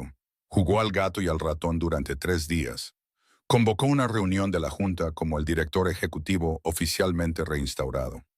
Y en esa reunión expuso cada página de pruebas de las transacciones ilegales de Paxton, cada número, cada firma, cada cuenta fantasma, y lo presentó con el tono firme de un hombre que lee un informe manual mientras el rostro de Paxton cambiaba de rojo a blanco y a gris. La Junta votó por unanimidad para despojar a Paxton de toda autoridad, y el FBI ya esperaba en el vestíbulo con una orden de arresto, porque Joaquín les había enviado el archivo de blanqueo 2 días antes. Kendra fue expulsada de la finca de la familia Galetti esa misma tarde. Salió por la puerta con 2 maletas y los ojos de alguien desenmascarado a plena luz del día. Pero nada de eso, ni la empresa, ni el poder, ni el dinero, fue lo que hizo temblar las manos de Thane mientras conducía de vuelta a la mansión de Lincoln Park esa noche. Porque lo que le asustaba más que enfrentarse a Paxton era enfrentarse a su hija. Willa estaba sentada en los escalones dentro de la casa cuando él abrió la puerta y entró. 15 años, pelo castaño, ojos azules exactamente como los suyos, el mismo rostro de sus sueños en el remolque. Lo miró con una frialdad que él sabía que se había ganado. La tía Kendra dice que te fuiste porque estabas cansado de esta familia, dijo, con la voz plana y sin emoción. Y Thine reconoció esa voz porque sonaba exactamente como la de Belle cuando intentaba ocultar el dolor. La tía Kendra dice que ya no me querías. Le golpeó como un cuchillo en el pecho, porque cada palabra que Willa decía era una mentira que Kendra le había contado a su hija mientras él estaba desaparecido. Y quiso rugir de furia, pero no lo hizo. En su lugar, hizo algo que el viejo Thane Galetti nunca habría hecho. Se sentó en el suelo, justo delante de Willa, para que sus ojos estuvieran a su nivel, y habló con una voz que había aprendido en ese remolque de Detroit, la voz de un hombre que sabía que estaba equivocado y no huía de ello. No me fui, Willa, me llevaron. Y te lo contaré todo, pero primero necesito decir que lo siento. Porque incluso antes de que eso pasara, no estuve aquí lo suficiente para ti. Y eso fue culpa mía, no de nadie más. Willa miró a su padre en el suelo frente a ella. El hombre que recordaba siempre de pie, siempre ocupado, siempre detrás de una puerta cerrada. Ahora sentado en el suelo, mirándola con los ojos húmedos, vio callos en sus manos que no estaban allí antes. Vio la nueva cicatriz en su frente. Comprendió que, pasara lo que pasara, su padre había pasado por un lugar que lo cambió. Y por primera vez en 3 años, lloró, no de ira, sino de alivio. Se deslizó del escalón y lo abrazó. Y Thine abrazó a su hija tan fuerte que temió romperla. Pero Willa no lo soltó, y él tampoco. Y padre e hija se sentaron en el suelo de la mansión de Lincoln Park, abrazándose y llorando en silencio por todos los días que habían perdido. Una semana después de recuperar todo en Chicago, Thane llevó a Willa a Detroit, porque ella se lo había pedido todos los días desde la noche en que su padre se sentó en el suelo y le contó sobre la mujer y la niña que lo habían salvado. Willa quería conocerlas, y Thane sabía que no podía seguir contando la historia sin dejar que su hija viera con sus propios ojos el mundo que le había enseñado a ser humano. Willa se sentó en el asiento del copiloto, mirando por la ventana del Mercedes durante todo el viaje. Y a medida que el paisaje cambiaba de las brillantes luces de la autopista a caminos de tierra agrietados y luego a filas de remolques oxidados al borde de un vertedero industrial, su expresión pasó de la curiosidad a la inquietud y al shock. Y susurró, «Papá, ¿la gente realmente vive aquí?» Thine asintió y dijo, «Sí, y yo viví aquí durante semanas, y esas fueron las semanas más importantes de mi vida». Cuando el Mercedes se detuvo frente al remolque de Belle, la puerta se abrió de golpe y Poppy salió disparada como una pequeña bala. Corrió con sus cortas piernas por el solar abierto y se estrelló contra las piernas de Thine, abrazándolo fuerte como si temiera que desapareciera de nuevo. Levantó la vista y gritó con una voz aguda que todo el parque de remolques pudo oír. «¡Has vuelto! ¡Has vuelto, mamá! ¡Ha vuelto!» Y Thine se agachó, la levantó en brazos, y esta vez no pudo ocultar lo que sentía. Sus ojos se enrojecieron y la abrazó con fuerza. Belle estaba en la puerta observando. Su mirada iba del Mercedes al traje que llevaba Thine y a Willa, de pie junto al coche, mirando a Poppy con los ojos muy abiertos. Y Belle comprendió que el hombre que tenía delante ahora no era el que arreglaba tuberías en su remolque. Era Thine Galetti, el jefe de Chicago, de vuelta en su trono. Asintió a modo de saludo con la frialdad que llevaba como armadura y los invitó a pasar. Thane presentó a Willa y dijo, «Esta es Belle y Poppy, las 2 personas a las que les debo la vida». Luego miró a Belle y dijo, «Esta es Willa, mi hija». Las 2 chicas se miraron.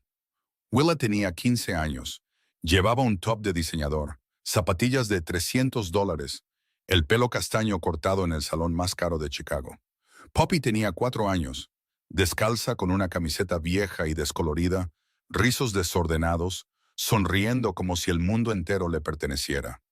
Poppy miró a Willa y dijo, «Eres muy guapa. ¿Quieres ver el gato callejero de Poppy?»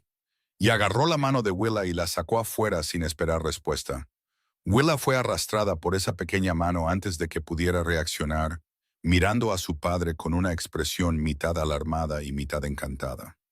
Esa noche, Belle hizo macarrones con queso de la caja más barata de la tienda, de todo a $1.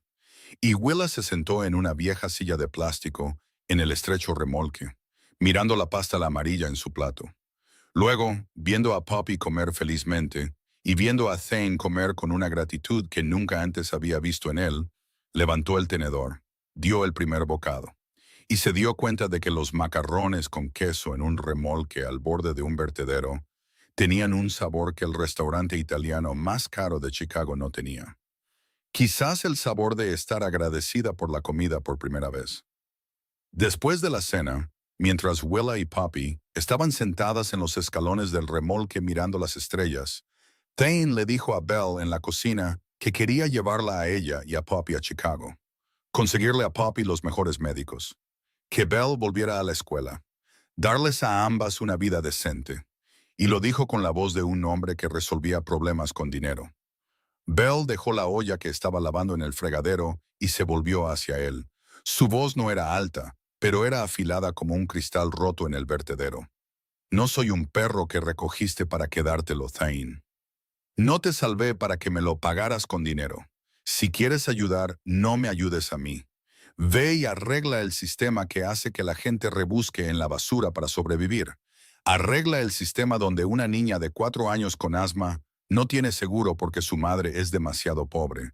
Si puedes arreglar eso, entonces podrás llamarlo ayuda». Thane se quedó quieto porque nadie había rechazado su dinero de esa manera. Nadie lo había mirado como si su dinero fuera un insulto, y se dio cuenta de que ella tenía razón. Y esa razón dolía más que cualquier puñetazo. Pero antes de que pudiera responder, Willa entró corriendo con la cara pálida y gritó, «¡Papá! ¡Poppy no puede respirar!» Y todo se derrumbó en un segundo.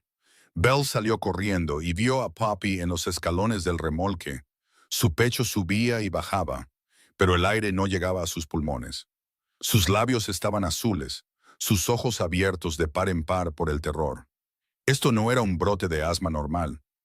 Este era el peor ataque que Belle había visto jamás, y sabía que la clínica comunitaria no podría manejarlo esta vez. Thane cogió a Poppy, la metió en el Mercedes y condujo como un loco hacia el hospital más grande de Detroit. Por el camino llamó a Joaquín y le ordenó que consiguiera al mejor especialista en neumología pediátrica de Chicago y lo pusiera en un jet privado a Detroit de inmediato, sin importar el coste.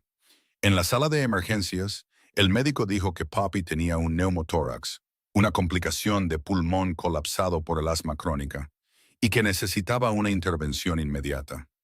Belle se quedó fuera de las puertas de urgencias, mirando a través del cristal a su hija en la cama, engullida por tubos y máquinas, tan pequeña que casi desaparecía entre las sábanas blancas. Y por primera vez, después de todo lo que había soportado en 27 años, Belle Lawson se rompió. No sollozó en voz alta. Temblaba. Todo su cuerpo temblaba como si sus huesos se estuvieran desmoronando. Y le dijo a Thane a su lado con una voz que nunca antes le había oído. La voz de alguien que había gastado hasta la última onza de fuerza y no le quedaba nada para mantenerse en pie. «Tengo miedo, Thane. Tengo miedo todas las noches. Todas las noches escucho su respiración y cuento cada una porque tengo miedo de que una noche cuente y la respiración se detenga y no pueda hacer nada y la pierda. Y si la pierdo, no tendré ninguna razón para seguir respirando». Thane la alcanzó y esta vez no fue una mano en su hombro como en la clínica comunitaria. Fue un abrazo que la envolvió por completo. Ella se derrumbó contra su pecho, temblando, y él la sostuvo con manos que habían sido suaves como las de un niño hacía solo unas semanas, pero que ahora estaban ásperas por los callos del vertedero de Detroit. Ella no lo apartó, no retrocedió.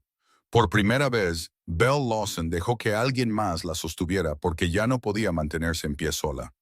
El médico de Chicago llegó al amanecer y el procedimiento fue un éxito.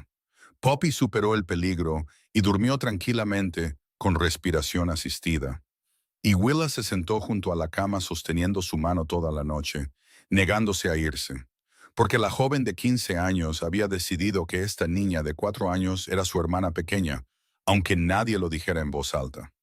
Kendra Galletti tocó fondo en una tarde lluviosa en Detroit, 3 meses después de ser expulsada de la finca familiar.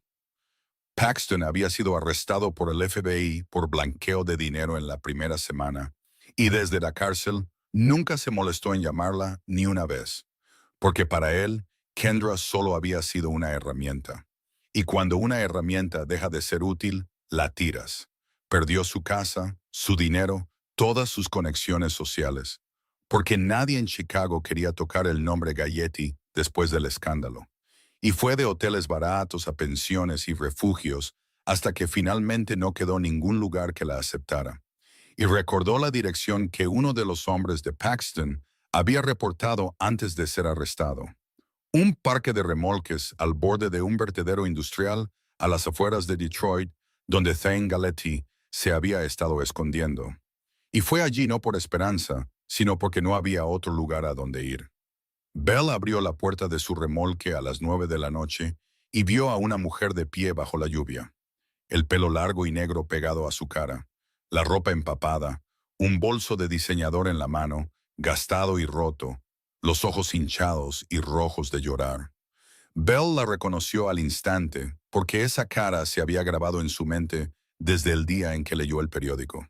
La mujer del vestido rojo junto a Thane en la foto. Kendra, el miembro de la familia cuya cobardía y silencio habían permitido que el hombre que a Belle le importaba fuera traicionado y abandonado a morir en un vertedero. Belle se quedó en la puerta y esperó a que la ira explotara. Pero no llegó. En su lugar, miró a la mujer temblorosa y empapada frente a ella y vio algo que le resultó terriblemente familiar. Se vio a sí misma, si la vida la hubiera empujado por un camino diferente. Si hubiera elegido el dinero en lugar de a Poppy, si hubiera elegido a un hombre en lugar de valerse por sí misma. Kendra era una versión de Belle en otra bifurcación del camino. Y esa comprensión no hizo que sintiera lástima por Kendra. La hizo entender. Se hizo a un lado y dijo, entra.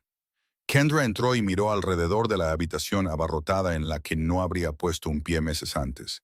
Y todo lo que pudo decir fueron 3 palabras. No tengo a dónde ir. Belle le dio una toalla seca y un tazón de fideos calientes. Señaló una esquina del suelo donde podría dormir esa noche. Y no preguntó nada más porque Belle nunca preguntaba demasiado a alguien que estaba sangrando, ya fuera la sangre en la piel o dentro del pecho. A la mañana siguiente, Odette vino con su muleta. Vio a Kendra acurrucada en la esquina y no se molestó en saludar. Dijo secamente que aquí nadie comía gratis. Si quieres quedarte, trabajas.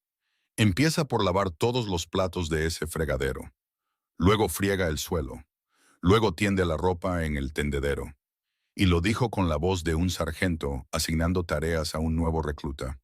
Sin lugar a negociación. Kendra miró la pila de platos sucios y sus manos temblaron porque esas manos nunca habían lavado un plato en su vida. Estaban acostumbradas a sostener copas de champán y firmar cheques. Pero se acercó al fregadero porque no tenía otra opción.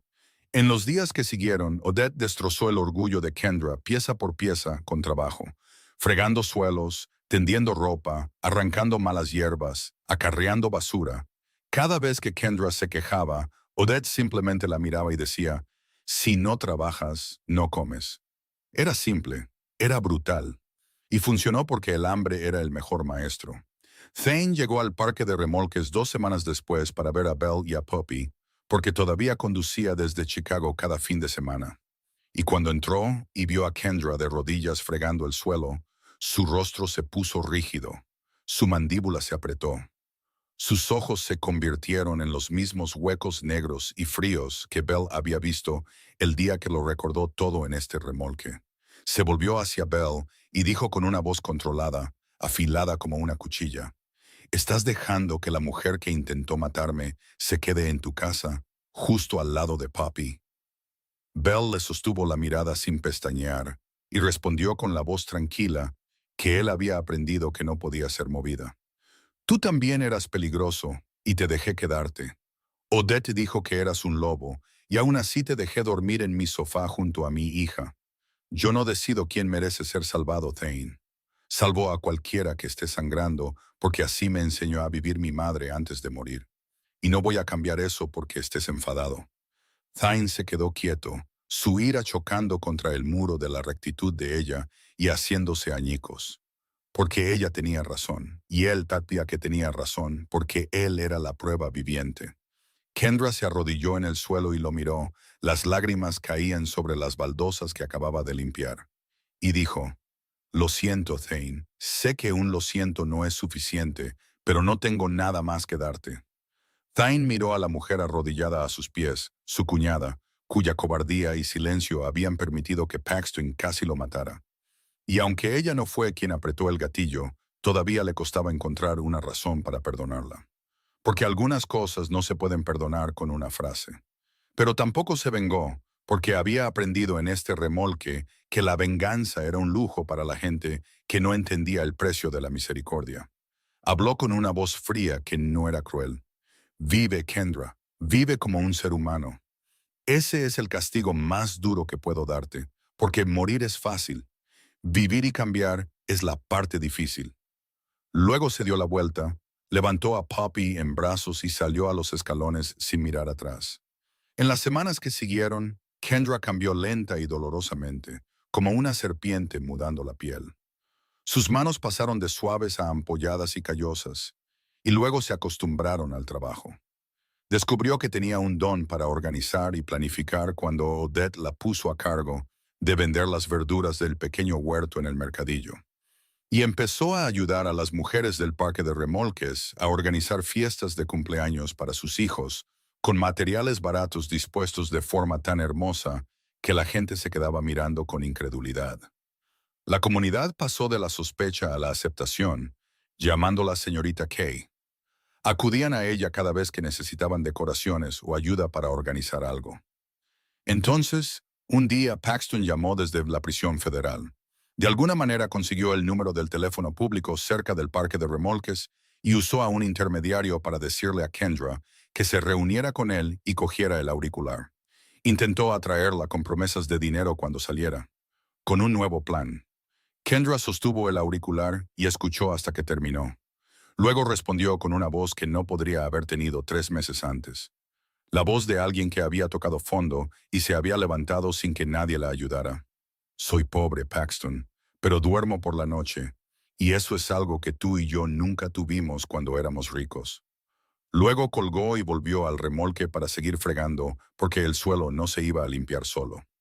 En los meses que siguieron, Thane reestructuró Galetti Holdings desde dentro, como un cirujano que disecciona un cuerpo enfermo para extirpar cada tumor. Cerró las empresas fantasma que Paxton había construido, cortó todos los canales de blanqueo, despidió a la gente leal a Paxton y los reemplazó con los operadores de confianza de Joaquín, y sacó el imperio de las sombras a la luz lentamente. No porque de repente se hubiera convertido en un buen hombre, sino porque había visto las manos llenas de cicatrices de una mujer rebuscando en la basura para alimentar a su hija, y no quería seguir siendo parte del sistema que la había empujado a ese vertedero. Pero lo que más sorprendió al parque de remolques no fue la torre de cristal en Chicago. Fue la pequeña clínica que se levantó en el solar vacío junto al remolque de Bell. Thane la construyó con su dinero personal, no con fondos de la empresa, y no le puso su nombre. Le preguntó a Bell cómo quería llamarla, y ella dijo que aún no le pondría nombre. Lo decidiría más tarde porque estaba ocupada estudiando. Bell se había matriculado en el programa de enfermería de la Universidad Estatal de Wayne en Detroit, con una beca para madres solteras de bajos ingresos, junto con un apoyo adicional que Thane organizó discretamente a través de un fondo de caridad para que ella no supiera de dónde venía el dinero. Porque entendía que si lo sabía, se negaría. Estudiaba durante el día, gestionaba la clínica por las tardes y volvía a casa por la noche para cocinar para Poppy. Odette se había recuperado lo suficiente como para cuidar de Poppy mientras Belle iba a clase. y su vida transcurría con un horario apretado sin minutos desperdiciados. Willa tomaba el autobús Greyhound de Chicago a Detroit en cada descanso escolar sin que su padre la llevara, porque quería ir por su cuenta. Y cada vez que llegaba, traía una maleta de libros para Poppy. Se sentaba en el suelo del remolque, enseñándole a Poppy el alfabeto, una letra a la vez. Y Poppy le enseñaba a Willa a cambio cómo atrapar grillos, cómo sentir en qué dirección se movía el viento, cómo crear alegría con un lápiz sin punta en la parte de atrás de un folleto. Las dos chicas intercambiaban mundos como regalos, y cada una salía más rica después de cada visita.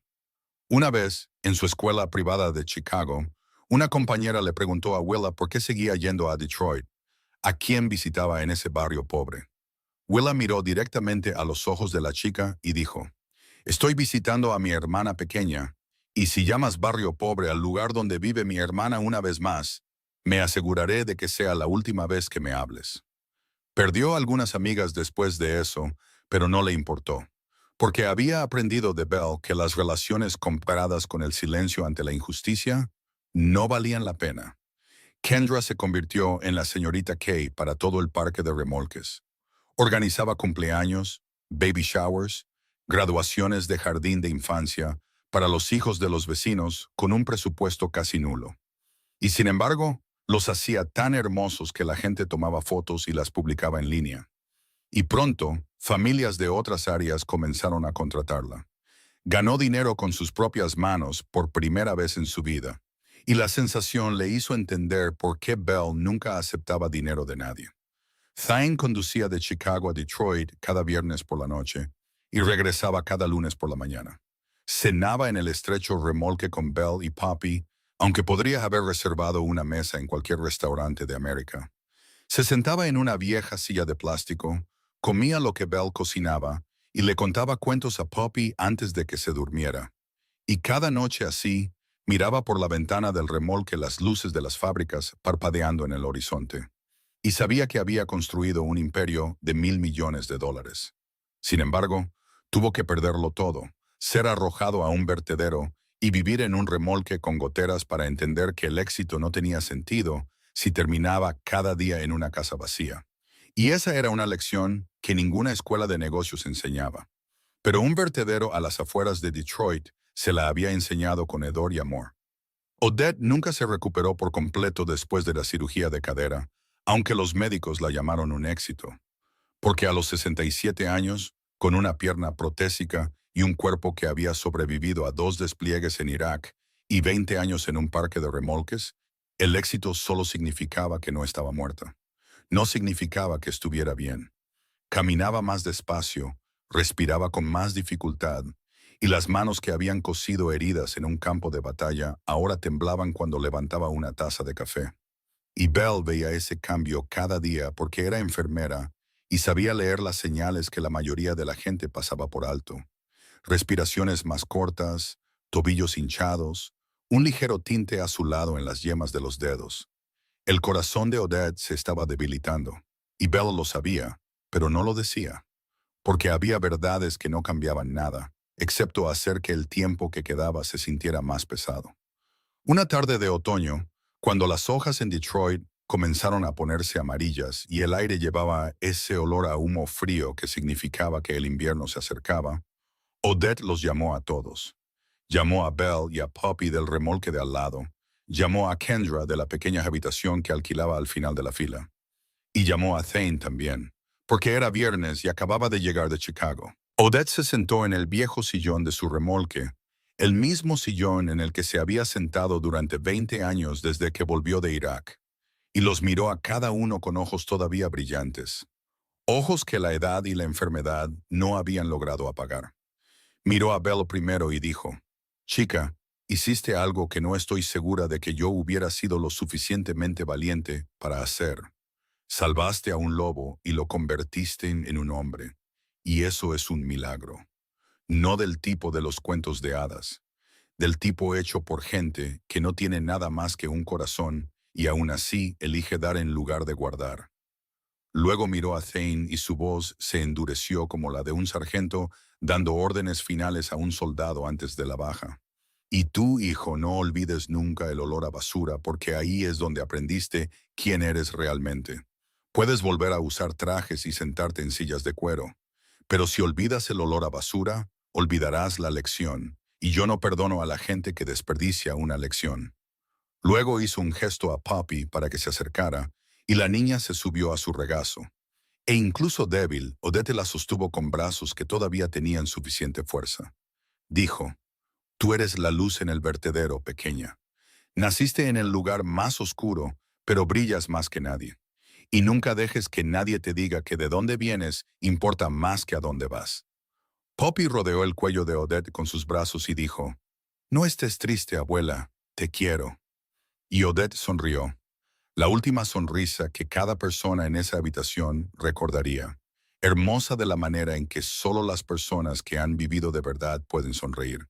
Esa noche, Odette se fue a dormir a su remolque y no se despertó. Falleció en un sueño tranquilo con la sonrisa todavía en su boca. Y Belle fue quien la encontró al amanecer cuando le llevó el café como hacía cada mañana. Dejó la taza en la mesa y se sentó a su lado durante mucho tiempo, sosteniendo la mano que se había enfriado. Y no lloró en ese momento, porque el dolor era demasiado grande para dejarla de una vez. Se filtraría lentamente durante meses, durante años.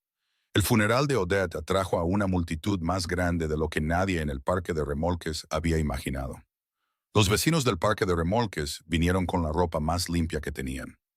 Los hombres de negocios de Chicago invitados estaban de pie con trajes negros junto a hombres trabajadores con camisas de franela gastadas. Los compañeros veteranos de Odette de Irak volaron con uniformes, saludando una última vez sobre el ataúd, y nadie podía decir quién era rico y quién era pobre, porque las lágrimas se veían igual en cada rostro. Belle se paró junto al ataúd y leyó el panegírico con una voz temblorosa que nunca se rompió. Dijo que Odette no dejó dinero a nadie porque no tenía dinero que dejar, pero dejó algo mucho más caro que el dinero. Les dejó a todos una forma de ver a las personas, no por la ropa que vestían o los coches que conducían, sino por lo que hacían cuando nadie miraba. Y Odette había vivido exactamente como enseñó hasta su último aliento. Thine estaba detrás de ella sosteniendo a Poppy mientras la niña lloraba en su hombro, y miró el ataúd cubierto con la bandera, y supo que la mujer dentro lo había salvado tanto como Belle, porque Odette fue quien permitió que Belle lo salvara esa primera noche, incluso cuando sabía que era un lobo. La semana siguiente, Belle colgó un nuevo letrero en la clínica. Las manos de Odette, porque esas manos habían cosido heridas bajo el fuego, cosido el corte en la cabeza de Thine dentro de un remolque, sostenido la mano de Poppy mientras daba sus primeros pasos en el suelo del vertedero. Y ahora esas manos seguirían curando a través de la clínica que llevaba su nombre. Mientras alguien todavía necesitara ser curado, en un lugar que el mundo había olvidado. Pasaron los años y el parque de remolques al borde del vertedero industrial a las afueras de Detroit ya no era un lugar que el mapa olvidaba, porque las manos de Odette había crecido de esa primera pequeña habitación a un edificio limpio y cálido de 2 pisos, con una clínica pediátrica, una clínica pulmonar, asesoramiento de salud mental y un pequeño jardín delantero plantado con girasoles. Porque Poppy dijo que eran los favoritos de Odette, aunque nadie sabía realmente qué flores le gustaban a Odette, pero Poppy lo creía y nadie quería decirle lo contrario. Poppy era ahora una adolescente, más alta que su madre por una cabeza entera, sus pulmones fuertes después de años de tratamiento adecuado. Y estaba estudiando premedicina en la Universidad Estatal de Wayne, la misma escuela de la que su madre se había graduado como enfermera. Poppy dijo que quería convertirse en neumóloga pediátrica porque no quería que ningún niño tuviera que sentarse en un baño lleno de vapor a las 2 de la mañana solo porque una madre no podía permitirse un inhalador. Willa se graduó con un título en arquitectura y en lugar de trabajar para firmas que diseñaban mansiones de $1 millón, eligió la vivienda social para comunidades de bajos ingresos. Su primer proyecto fue rediseñar el viejo parque de remolques en una comunidad de viviendas compacta y limpia, con un alquiler que la gente trabajadora realmente podía pagar.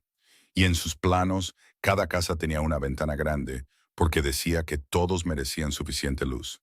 Kendra, o la señorita Kay, como todos la llamaban, Se convirtió en la organizadora de eventos comunitarios más conocida del lado este de Detroit.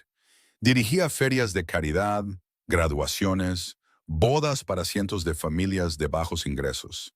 Y cada evento era hermoso y cálido, marcado por las manos de alguien que una vez lo tuvo todo, lo perdió todo y se reconstruyó a sí misma desde las cenizas.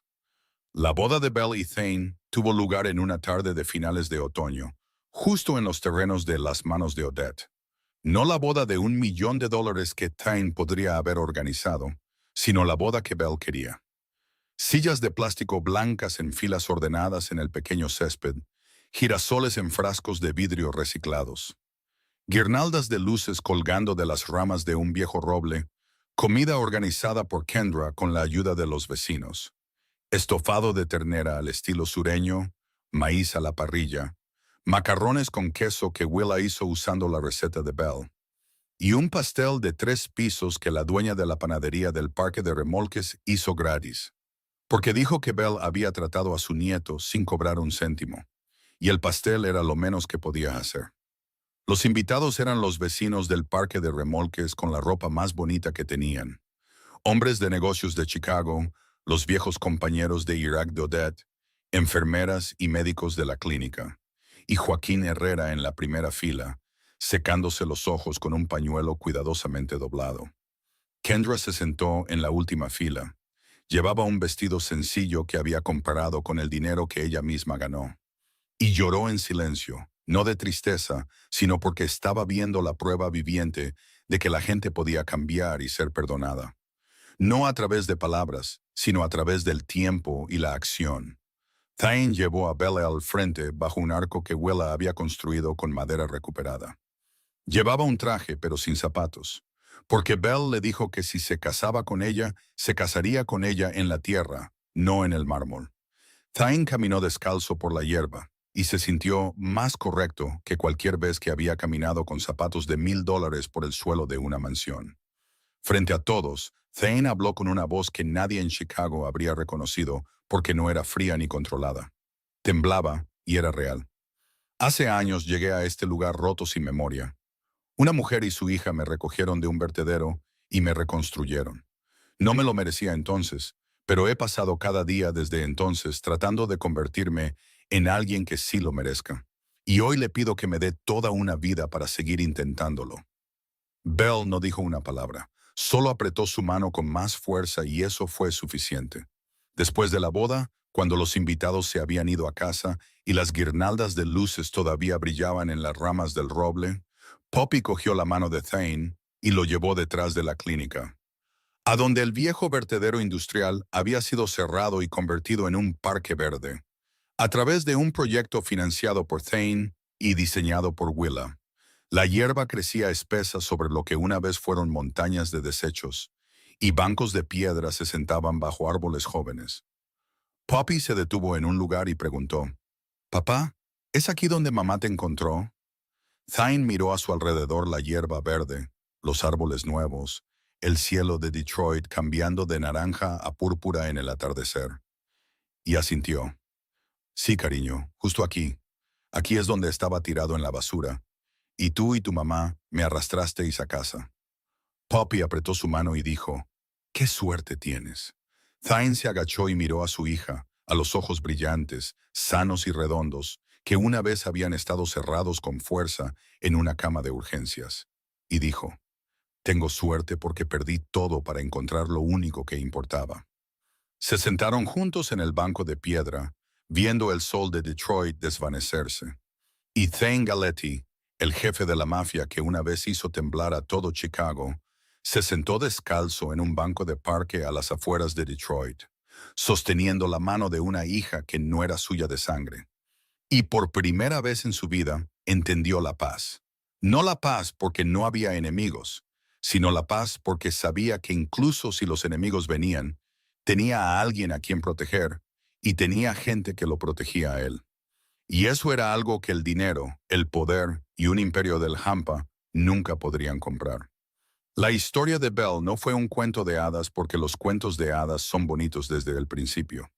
Y esta historia comenzó en un vertedero con sangre, miedo, hambre y la elección de una mujer pobre que decidió arrastrar a un extraño a casa en lugar de marcharse. La lección de esta historia no es que los ricos necesiten a los pobres para salvarlos, o que los pobres necesiten a los ricos para rescatarlos. Es que todos nos necesitamos los unos a los otros.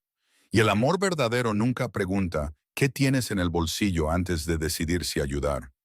Un verdadero legado no es dinero en el banco, es amor convertido en acción cada día. Son manos que se extienden cuando nadie mira. Es una comida compartida cuando no hay suficiente. Es una vieja silla de plástico que de alguna manera siempre tiene espacio para una persona más. Si esta historia te ha llegado al corazón, por favor, dale a me gusta y compártela con alguien que creas que necesita escucharla. Porque a veces, la historia correcta en el momento adecuado puede cambiar la forma en que alguien ve la vida. Suscríbete a nuestro canal para no perderte más historias conmovedoras cada día. Nos encantaría saber qué piensas de esta historia y qué te recuerda de tu propia vida real.